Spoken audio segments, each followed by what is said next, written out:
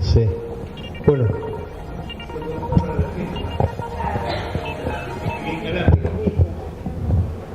Pensaba en realidad con nuestro trabajo profesional cuando no nos ocupamos de la psicopatología.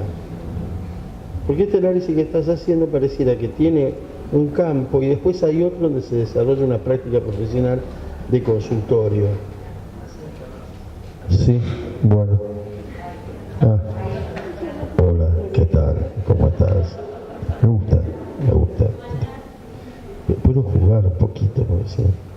No, porque vengo diciendo que el psicoanálisis originalmente siempre digo que es una teoría del sujeto y no una teoría de la psicopatología, y así como tantas otras son teorías, por ejemplo, los sistemas de la conducta, pero pareciera que el único lugar en donde se desarrolla nuestra práctica está ligado a las patologías o a lo psicopatológico, y en realidad cuando este análisis vos lo haces no tiene que ver con las patologías, sino efectivamente a partir de qué tipo de producción de sujeto se genera, en realidad efectos del capitalismo. Yo decía, el capitalismo, este planteo tan deleuziano de que es diagramático, y por como diagramático no tiene límites y se puede montar sobre los temas actuales, o sea, cada tema lo captura el capitalismo sin ningún tipo de inconveniente, sobre todo porque está bien alejado de la moral, o sea, esa moral es como el inconsciente casi.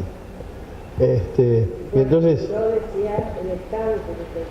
claro, entonces cuando pensamos esto a veces, este trabajo a veces que vos has hecho en la fábrica recuperada, en estos lugares donde hay un devenir de un cotidiano que no tiene que ver con la patología, sino con estas fragilizaciones subjetivas, los modos de producción y qué acontece, cuál es nuestra intervención ahí, ¿no? Sí. Me parece que uno trabaja en el área más específica del consultorio en un sentido amplio de trabajar con los malestares, ¿no? En algunas situaciones serán psicopatológicas, otras no, pueden ser vinculares. Yo trabajo mucho con análisis de pareja, por ejemplo. Decir que un malestar no es una patología. Claro, efectivamente. Es muy interesante esas mujeres de 50, 50 y pico, que no se sabe por qué están deprimidas, y los familiares dicen, o ella misma puede decir, no sé por qué él no me hace faltar nada, pero arma unas depresiones clínicas que necesitas una grúa.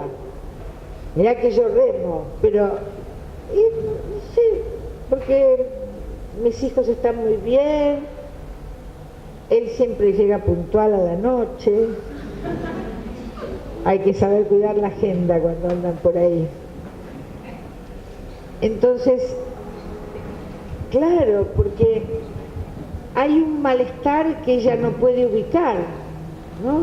Entonces, y eso no tiene por qué ser una cosa patológica, pero al mismo tiempo, tanto en la investigación académica, la investigación acción, es cierto, yo he trabajado muchos temas, pero todos van al mismo molino, creo, que es la rebeldía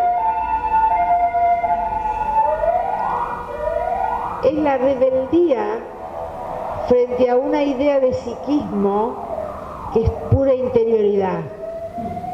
Por eso uno llega a escribir política y subjetividad, a las fábricas recuperadas, porque viene buscando cómo pensar las cuestiones que hacen a lo histórico social en el despliegue de la subjetividad de cada quien, porque no nos bancamos más la idea de que hay un psiquismo interior y si sos progresista pensás que la sociedad lo influye, eso como mucho, ¿no? Son los mismos psicoanalistas que cuando vinimos con las cuestiones de género decían, no, eso es sociológico, nosotros no tenemos nada que ver con eso.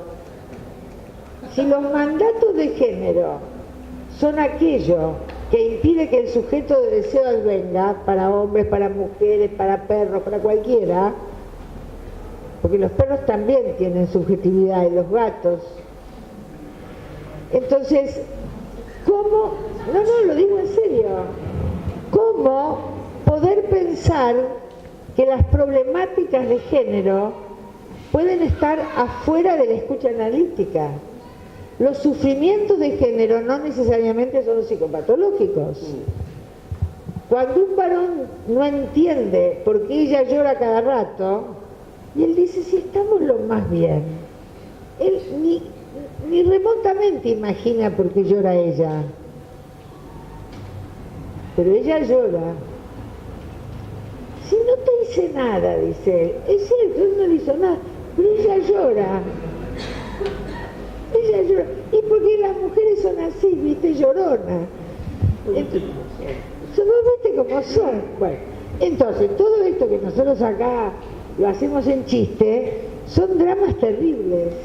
Ahora, pero me sirve para pensar la problemática de género, pero también la de ese obrero u obrera de una recuperada que no se animaba a hablar en la asamblea y un buen día fue el secretario de prensa para la comunicación en la empresa que habían remontado. ¿Por qué potencia lo colectivo? Entonces, todas esas situaciones hacen crisis en una psicología, un psicoanálisis que piensa en términos de un sujeto y dice un sujeto y está confundiendo con una persona. Porque el sujeto del inconsciente, el sujeto del deseo, es un término teórico. No es que todos llevamos acá un sujeto del inconsciente, es un término teórico.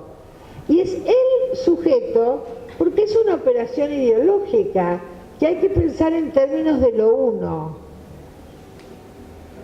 Lo uno, no toda, bueno, toda la fraseología, ¿no? La patria es el otro. Miren la operación que hay ahí. La patria somos todos, son los otros, los otros, las otras, pero el otro es una reducción ideológica por la cual podemos imaginar que se refieren el uno a uno, a otra persona. Si hago alianza con otra persona, en el literal, ¿no es cierto? Después toda la teoría política explicará que no es como lo digo yo y me mandarán a estudiar, pero pongo la literalidad a propósito para que se vea la violencia simbólica del lenguaje. Hay violencia simbólica cuando por decir, ¿por qué no decimos el común y decimos el otro? Entonces, ahí me parece que hay un eslabón en los temas de feminismo para mí, en los temas que es lo histórico social hecho cuerpo. Sujeto es histórico social, sujeto es cuerpo, sujeto es sujeto de deseo, pero también para que apareciera un sujeto de deseo y una teoría sobre el sujeto de deseo, o sea, la invención del psicoanálisis, antes hubo que inventar un ciudadano de libre albedrío que se preguntara qué quiero para ser feliz. Y durante muchos años esos sujetos eran varones, blancos, propietarios, etc. Y cuando las mujeres empiezan sus peleas por la igualdad de oportunidades, por ampliar la inclusión, etcétera, etcétera, nos encontramos frente a una enorme perplejidad que es ¿cómo contesto qué quiero? ¿Tengo derecho a decir lo que quiero? ¿Tengo las garantías políticas de expresarme?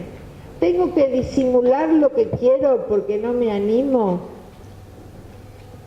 Entonces, todo esto que parece padecimiento individual, que escuchamos en la consulta, en el uno por uno, es un problema histórico colectivo. Nadie se plantea lo que no puede alcanzar. Entonces, cuando Freud termina su vida preguntándose qué desea una mujer, y siguió enigmática la cuestión, nos interpela a nosotras, porque nosotras tampoco sabemos qué deseamos. Y no sabemos qué deseamos, no porque seamos unas tarambanas, sino porque durante siglos no estuvo permitida esa pregunta, porque había que acoplarse al deseo del varón, que era el que dirigía la escena.